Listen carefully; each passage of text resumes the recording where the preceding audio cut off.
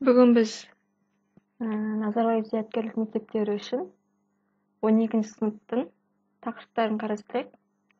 Яғни 12 сыныптың бастапқы тақырыптары үйлестірімдерге қатысты. Соның ішінде біз қарастырамыз Пуассон үйлестірімін. Осыған дейін бізге ықтималдықтарда биномдық үйлестірім белгілі. Енді біз Пуассон үйлестірімін бастаймыз. Жалпы кездейсоқ шама екіге бөлінеді. Дискретті кездейсоқ шама, сосын үзіліссіз кездейсоқ шама. Дискретті кездейсоқ шамаға Пуассон үйлестірімі мен биномдық үйлестірім жатады. Енді Пуассон үйлестірімі, алдарыңызда теория тұр. Практикалық есептерді шешуде өте пайдалы. Енді биномдық үйлестірім мен Пуассон үйлестірімінің негізгі айырмашылығы неде? Пуассон үйлестірімі шексіз, яғни сынақтар саны шектелмеген. Пуассон үйлестірім қолданудың негізгі шарттары бар. Міне, көрсетіліп тұрды. Оқиғалар кездейсоқ және бір-біріне тәуелсіз болуы қажет. Міне, мысалы көрсетіліп тұрды. Тас жолда автокөліктердің саны кездейсоқ. Мысалы, сағат 2-де 10 автокөлік болса, уже келесі күні сағат 2-де дәл сондай 10 автокөлік болады деген сөз емес. Немесе 30-40 автокөлік или мүлде автокөлік болмауы мүмкін. Яғни сағат 2-де автокөлік болса, мысалы сағат 2-де 10 автокөлік болса, сағат 3-те ол сағат 2-дегі автокөліктердің санына еш қатысы жоқ. Яғни бір-біріне тәуелсіз. Екінші жағдай, лямбда деген параметріміз бар. Пуассонда тек бір ғана параметр бар, лямбда. Орташа мән деп айтамыз бұны. Бұл пропорционалды заңдылыққа бағынуы қажет. Мысал үшін перзентханада күніне орта есеппен 5 сәби дүниеге келеді деп алайық. Онда біз 30 күнде 150 сәби дүниеге келеді деп алуымыз қажет. Орта есеппен алғанда. Пуассон үйлестіріміне бағынатын практикалық есептер өте көп. Солардың кейбіреуі, кездейсоқ алынған бір күндегі жедел жәрдемге телефон соғулардың саны. Қандай да бір уақыт аралығында радиоактивті ыдыраудағы молекулалар саны. Кездейсоқ алынған 10 минут уақыт аралығында жолдан өткен машиналар саны. Бір ай уақыт аралығында болған авариялар саны. Бірнеше мыңдаған беттерден тұратын құжаттың кездейсоқ алынған бетіндегі қателіктер саны. Осы сияқты. Сонда Пуассон үйлестірімін қолдану үшін сынақта келесі шарттар орындалуы қажет. Яғни біріншісі, оқиғалар кездейсоқ және бір-біріне тәуелсіз. Жаңағы автокөлік сияқты бір-біріне тәуелсіз болуы қажет. Екіншісі, орта мәніміз, яғни біз орта мәнді жаңа лямбда деп айттық. Осы орта мән пропорционалды заңдылыққа бағынуы қажет. Жаңа біз сәбиді мысалға алдық қой, дәл сол сияқты пропорционалды заңдылыққа бағынуы қажет. Пуассон үйлестіріміне бағынатын процестердің ықтималдығын Пуассон формуласымен есептейміз. Міне, Пуассон формуласы x-тен r, ені минус лямбда дәрежесі, лямбдадан r дәрежесі бөлінген r факториал. Мұндағы e дегенді біз білеміз, 2,71,828 жоқтап алғанда. Мұндағы лямбда саны үйлестірімнің параметрі деп атадық. Ықтималықтарды есептеу үшін осы параметрді білу жеткілікті. X кездейсоқ шамасы параметрі лямбда болатын Пуассон үйлестіріміне бағынатындығы қысқаша x кездейсоқ шамасы Пуассон үйлестірімімен берілді деп жазылады. Бізде егер есептің шартын x кездейсоқ шамасы Пуассон үйлестірімімен берілді десе, қысқаша осылай жазамыз. Яғни мұнда лямбданың орнында параметр мәні тұрады. Ол 2 ме 3 па параметрдің мәні тұрады. Енді Пуассон үйлестірімінде орта мән, математикалық күтім және ауытқу ол бір ғана параметр лямбдаға тең. Біз жаңа айтып кеттік, Пуассон үйлестірімінде жалғыз ғана параметр. Және біз Пуассон үйлестірімінің белгіленуі P0 жақшаның ішінде лямбда. және есептеу формуласын айттық. Енді мысалы мынандай есеп қарап көрейік. X келесі шамасы міне Пуассон үлестірімен берілді. Ондағы параметріңіз 2-ге тең. Келесі ықтималдықты есептеңіз дейді. X-тен 1 болған кезде, X-тен 4 болған кезде, X артық немесе тең 2 болған кезде. Бұны есептеу үшін бізде міне орта мәні бар 2-ге тең. Ары қарата формулаға қойып есептейміз. Бізге үлестірімдерді есептеген кезде инженерлік калькулятор өте қажет болады. Ары қарата формулаға қоямыз. X-тен 1 болған кезде e-нің минус 2 дәрежесі көбейтілген 2-нің 1 дәрежесі бөлінген 1 факториал. Формулада шығарып береді 0, калькуляторда басқан кезде бізге шығарып береді 0,271 деген. X-тен 4 дегенде дәл осы сияқты есептеледі. Енді X артық немесе тең 2 деген кезде. Бізде 2-ден артық немесе тең дегенден 2-ден бастап шексіз кетеді деген сөз. Оны біз өже есептей алмаймыз. Сондықтан бұл жерде қалай есептейміз?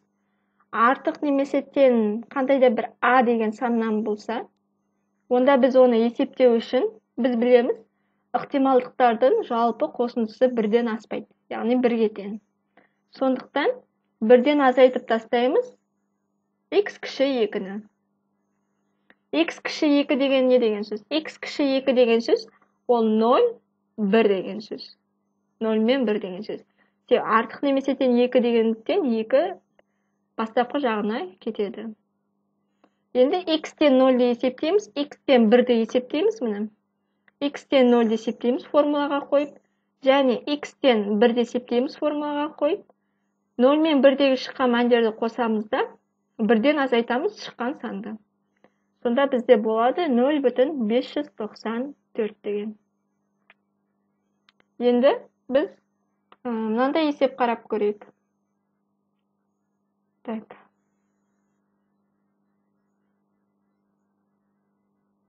Біз мысалы 12-ші сыныпта жалпы емтихан бар, сыртқы жиынтық бағалау.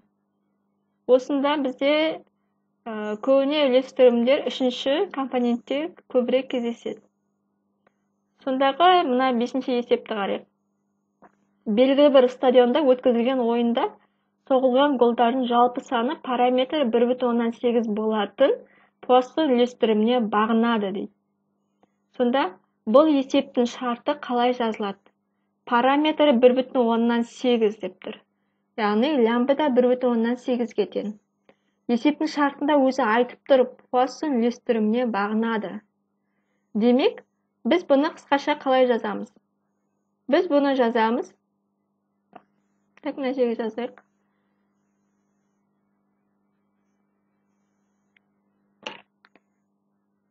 X кездейсоқ шамасы Пуассон үлестірімімен берілді. Бұл бізде есептің берілгені. Біз оны қысқаша жазып алдық. Ары қарата.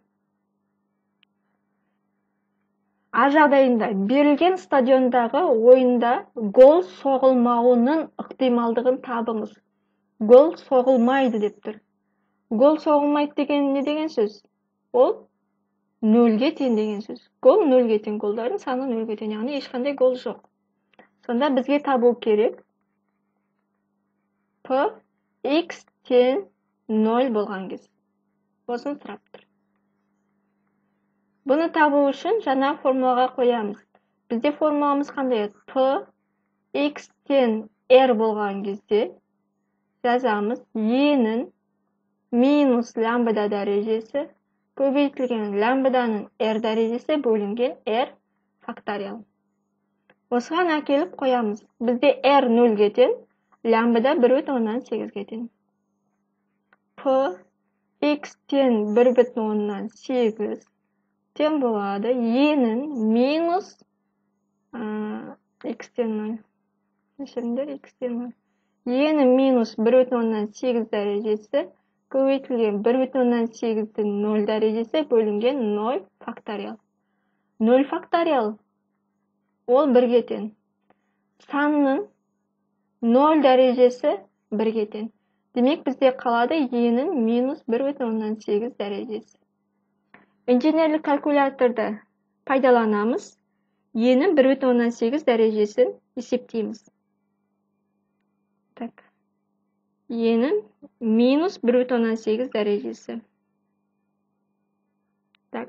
Ол бізде шығады 0,165. Екінші жағдай. Бұл бізде А жағдайы. А жағдай. Енді Б жағдайына көшейік.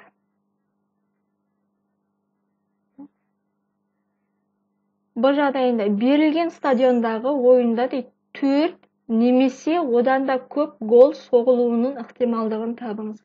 4 гол немесе одан да көп гол. Бұл қалай жазылады? 4 немесе одан да көп, яғни Px артық немесе тең 4 деген сөз.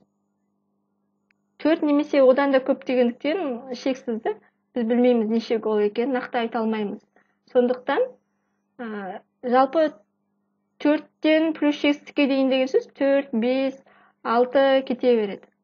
Біз нақты неше екенін білмейміз, сондықтан бұл жерде есепке алмаймыз. Сол үшін біз жаңа айттық, ықтималдықтардың қосындысы 1-ге тең. Демек, 1-ден азайтамыз Px кіші 4-ті. 4-тен артық немесе тең табу үшін 1-ден азайтамыз 4-тен кішіні. 4-тен кіші деген сөз, ол кіші немесе тең 3 деген сөз, я? X кіші немесе тең 3. 4-тен кіші сандар 3, 2, 1, 0. Болды, арғата есептейміз.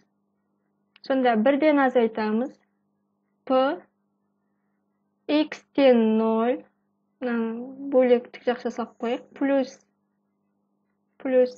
P x-тен 1. Плюс P x-тен 2. Плюс P x-тен 3. Болды. Формуланы пайдаланамыз. Міне, формуланы пайдаланамыз. X-тен 0-ді қоямыз, 1-ді қоямыз, 2-ні қоямыз, 3-ді қоямыз. Шыққан нәтижені мына жерге әкеліп жазамыз. 1-ден азайтамыз да шыққан нәтижені жазамыз.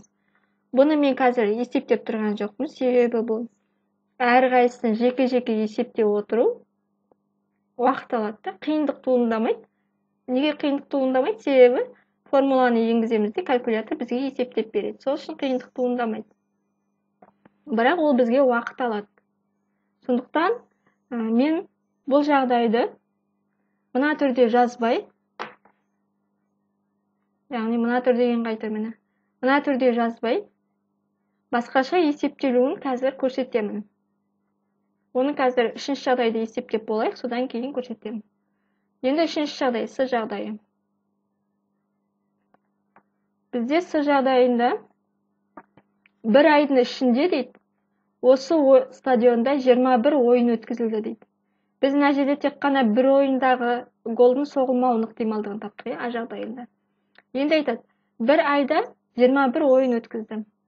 Осы ойындардағы гол соғылмаған ойындардың күтілетін санын табыңыз. Яғни гол соғылмаған 0 болған кез табу керек. Жауабыңызды жүздік үлестерге дейін дөңгелектеңіз дейді. Біз міне бір ойындағы гол соғылмауының ықтималдығын таптық. Енді 21 ойындағы гол соғылмаудың ықтималдығын табу үшін жаңағы шыққан нәтижені, міне А жағдайындағы шыққан нәтижені 21-ге әкеліп көбейтеміз. Сонда 21-ді көбейтеміз 0,165-ге. Жүздік үлеске дейін жуықтаңыз деді. 21-ді көбейтеміз 0,165-ге. 3,465. Жүздік үлеске дейін өте жоқ. Жүздік үлеске дейін жуықтасақ 3,47. Күтілетін саны 3,47-ге тең. Енді Б жағдайын біз тастап кеттік. Енді Б жағдайын шығару үшін біз мынандай жағдай қарастырайық. Біз қазір Пуассон үлестірімін тек қана формуламен есептеу жағын қарастырдық.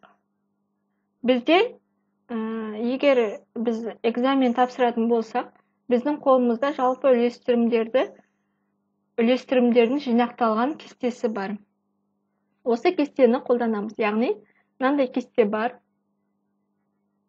Бұл кестеде Пуассон үлестірім бойынша жинақталған ықтималдықтар деген бар. Яғни 13-ші бетте тұр. Осыны пайдаланамыз. Бұл жерде міне лямбда параметрлер көлденең. Ал тігінен міне x-те 0 болған кез 1, 2, 3, 4 болған кездер 6, 8, 9 кете береді. Енді бұл кестені қалай қолданамыз? Міне мысалы, мына бір жалайғы. Бір жалайғы шықты міне. Лямбда 1-ге болған кезде x-тен 0, 0,336, 79-ға тең дейді. Бізде жаңа осындай есеп болған сияқты, я? X-тен 0 болмаған екен ғой. Жақсы. Так. Бұл x-тен 0 болған кез. Енді, міне 1-дің тұсында тұрған, міне 0,7358 тұр ғой. А біз жаңа лямбдадағы міне x-тен 1-ді қарасақ. Так. Бұл жерде менде ықтималдық 2-ге тең екен ғой. Кәдімнан көрейік. Ықтималдық 2-ге тең болған кезде. Так, шатасып кеттім ғой. Міне лямбда 2-ге тең болған кезде x-тен 1-ді қарасақ, міне 0,4060 деп тұр. Ал бізде мына жерде мысалды қарасақ, міне лямбда 2-ге тең болған кезде x-тен 1-де 0,271 тұр. Сонда кестені қалай қолданамыз? Бұл бізде міне есептің формуланың басын қарасаңыз, жинақталған ықтималдықтар деп тұр. Бұл міне 1-де тұрған ол 0 мен 1-дің қосындысы деген сөз. Мына x-тен 2-дің бойында тұрған 0, 1, 2-дің қосындысы деген сөз. Дәл солай 3-те тұрған 0, 1, 2, 3-дің қосындысы деген сөз. Сонда міне лямбда 2-ге тең болғанда x-тен 1-дің тұсын қарасақ, міне 40-60-тан 0,1353-ті алып тастасаңыз, сізде шығады 0,271 деген.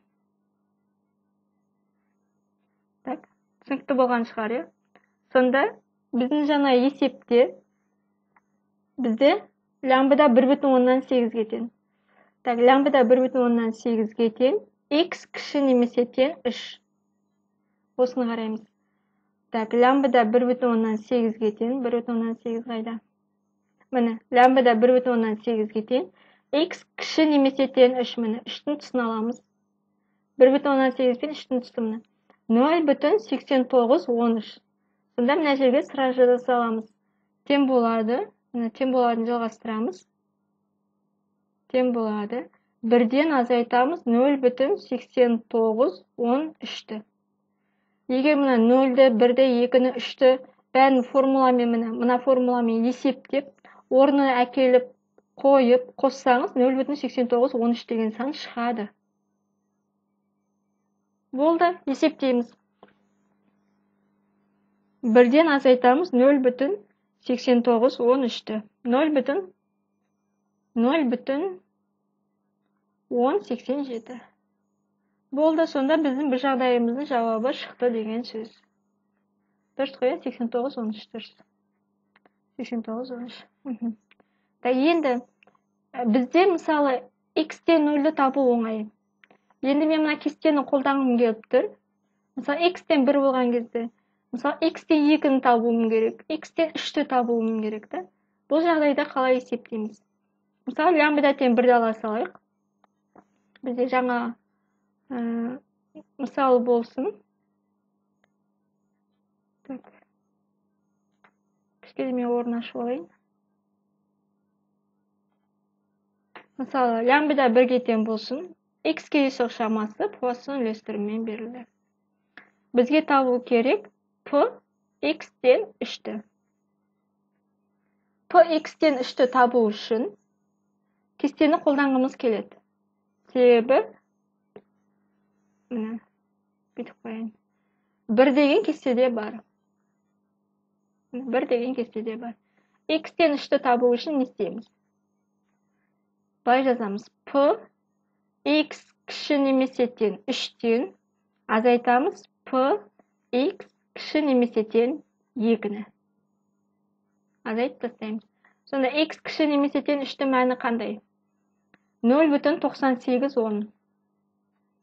0,9810. Азайтамыз, кіші немесе тең 2-де 91-97. 0,91-97. Есептейміз. Так, маған калькулятор өте оңай. 0,91-97. 0,0613. Болды. Осылай есептей саламыз. Немесе формуламен тексеріп көрейік. Px-тен 3 дегеніміз, біз жаңа жаздық, ені минус лямбда дәрежесі, лямбданың